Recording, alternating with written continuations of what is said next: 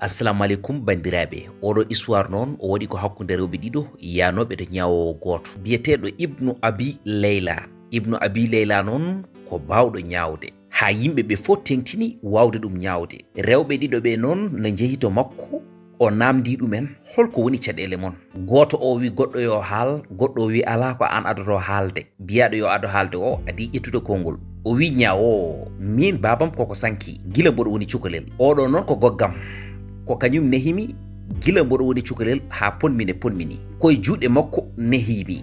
Mbiɗa jogino noon ɓi kawam goto garɗo yidde resdemi. Caggal ɗum ɗo noon dokkamomi. ɓi kawam o noon o wonno ko neɗɗo tedduɗo kono kadi ko kewɗo yurmede, kadi ko neɗɗo bawɗo jogade debbo. Gonnomi noon koye nder galle makko mboɗo hurtinimo. Goggam o noon ene jogino ɓiɗɗo goto debbo. Min no kurtoytomi nde taw ɓiɗɗo debbo o ko cukalel. Ne ɓiɗɗo yeehi ha mawɗino noon goggam o andi wonde joom gallam o ko kewɗo yurmede, kadi ko bawɗo jogade debbo. Ko ɗum waɗi noon o ƴetti ɓiyi ko debbo o omo hollira ɗum e yeeso gorko makko. Ɗum fof noon o waɗiri ɗum ko ha hakkille joom gallam o wawa wonde e ɓiyiko o. Ha noon yeehi e saaha hakkille joom gallam o woni e ɓiyiko o. Waɗi ñalawma goto goggam o wi wonde beele joom gallam o ene yiɗi wonde ɓiyum debbo o. Joom gallam o wi wonde ene yiɗi ɓiyiko debbo o. Goggiraɗo wi wonde mboɗo wawi rokkudemo de, kono noon a jaɓat ko jinmi fawde e dow dande mako. Woni alhaali joom suudu ma o fof jaɓa fawdu ɗum e junggam. O wi wonde gorkam jaɓanimo e ko namdi ko. O wi gueɗe makko fof kay mi fawi ɗum e jungo ma. E nder ɗum ɗo noon ko nden no woni no ɓe dokki joom galle makko o ɓi goggo makko o. Ñande ñalawma yangue ngue noon ko nden woni no goggam o are am wimo wonde gueɗe ma fof fawa joni koye junggam. Haadi ko noon a serama. Minene kutorimi hakkillam, muñmi, ƴettumi bagasam, jaami. Ne ɗum yawti nde joom galle goggam koko yano koyngal ɗangal.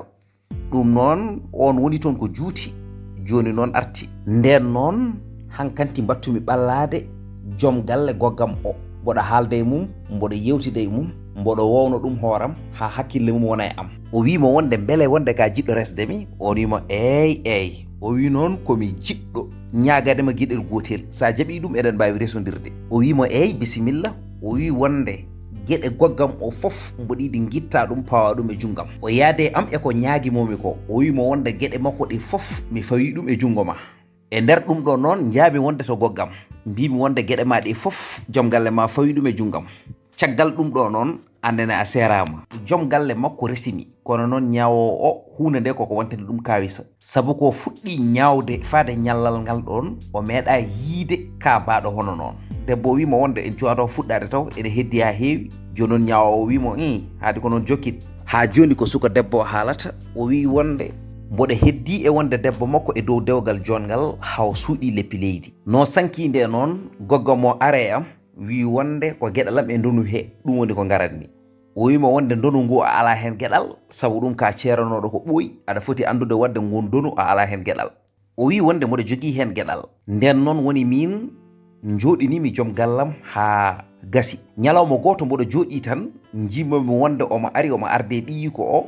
Omo ardi e joom galle ɓiyiko o mo hefte amo totti ɓiyiko o. Fof ko beele ɓi kawam o ene wawa haalde haw heɓa gueɗal makko e ndonu ngu.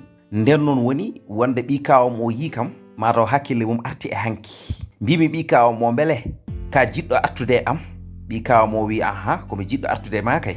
O wi wonde ko gueɗel gotel tan wawata wonde. Ɓi goggam oɗo mo joguiɗa guitta tigui rigui gueɗe mum fof pawa ɗum e junggam. Ɓi kawam o wi wonde ɗum kay ala probléme, mi itti gueɗe makko fof mi fawi ɗum e jungo ma. E nder ɗum ɗon noon jidirmi e ɓi goggam o.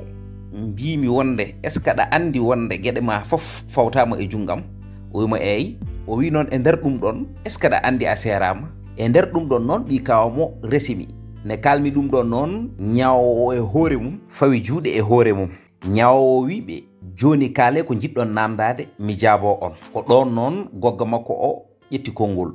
O wimo joni kay aɗa foti haalande mo mbiyamo wonde ko kanko toñimi, sabu ko kanko seerimi, seeri ɓiyam, heddi kadi e jawdi joom gallam. Joni noon ñawowo wimo ala, kanko kay ko waɗi ko hay hunde harmani hen. Ne tawno joom galle ma o ne mayata nde tawanima e dewgal, sabu an a wonano hankanti joom suudu makko. Wadde haadi ko noon ndonu ngu a wawana hebde hen haydara. kadi gorko so seeri ene wawi restude mo seeri o so tawi wonde wonani e dewgal gongal walla so tawi wonde dewgal ngal lumbani. Kadi debbo so tawi joom galle mum sankima so joɗima ha hidde makko gasi omo wawi dañcude gorko goɗɗo. Ɗum waɗi noon kanko ko waɗi ko hay hunde harmani hen. O wi kadi so gorko darima itti wonde gueɗe joom suudu mum fof waɗi ɗum e juuɗe goɗɗo, on so darima wonde wi seeri cergal ngal ene dagui kadi hay hunde ala ko tawata ɗum hen. Wadde noon goggiraɗo o wattidi ko wasde kañum e ɓiyum. Ñawowo o noon o yeehi o haalani ɗum khalifa makko o noon wiyete ko El Mansour, jali ha hoyni koyɗe. O wi oɗo goggiraɗo kay ko peeje mum bonɗe garte mum, o wonno koye asande ngaska ɓi mawni ko o. Ngaska ka noon ko kanko wattidi hen kanko e ɓiyi ko o. Ko jiɗɗen jangguinde e histoire o tan, neɗɗo kala ka yiɗa ha joni waɗede woto waɗ ɗum goɗɗo. Kala ka yiɗa fawe e leggal dande ma woto yiɗan ɗum goɗɗo. Yiɗan neɗɗo ko jiɗanɗa hoore ma. Pulaare ene wiya yiɗande ko suudu te ko jomum walata hen.